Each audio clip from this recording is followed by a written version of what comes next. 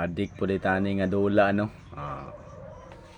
Adik po taning dula ani. O gisay mga nakarelate ani diha. O gisa pinagadula ani diha. Nasa mo ning War League. TH15 nakuha niya kung kalaban TH16. Tanawan niyo diha guys kung unsaon pag-attack ha, unsaon pagdugmok ang TH16 sa TH15. Sa mga hawd kay mo dula ana. Sulod na mo diri sa among clan. Tanawa lang diha kung sa among clan.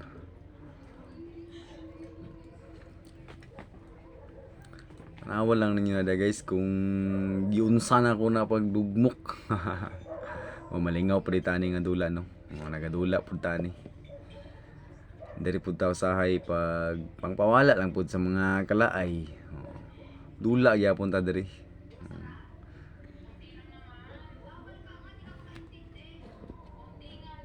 Mo ni kalingawan nato sahay pod. Dula ni mga kingkoy ba. TH15 versus TH16. Sa War League naman ni War League. Ano yung mga attack mo to diha. Kabalo punta ni.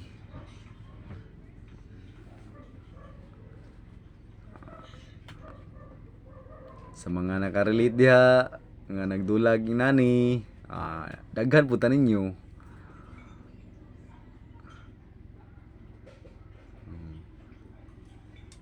Diha guys. Addicts sa Clash of Clan. In short, COC.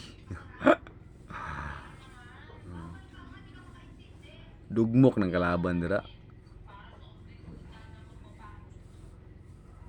Piti gyapon siya diha. Vlog nya, work nya, dula-dula og kingkoy. Clash of Clan. Kita niyo no? Dugmok ang TH16 versus TH15. Anar ko na di agad. Dulag kingkoy ba? Pangpawala pud sa mga kalaay. Hapit na gyud siya nahurot. No? Napatay time nga 1 minute kapin.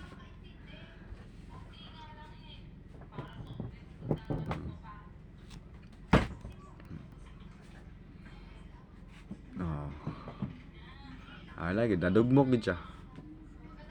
Taas pa kayo ang atuang oras. Taas pa kayo.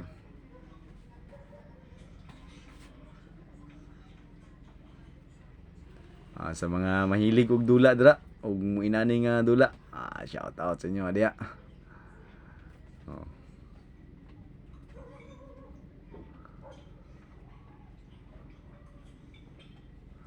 Di ba? Perfect star. 3 star. Good job. Medyo lamang-lamang mi aning score. Diha na pud ta og ginatawag na pud training kung sa mga pa na magluto.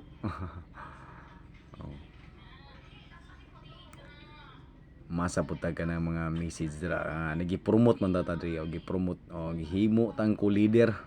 Kulid. Inani nga mga dula na po na siya mga promote din. Pasalamat po ta diha kay gi-promote ta.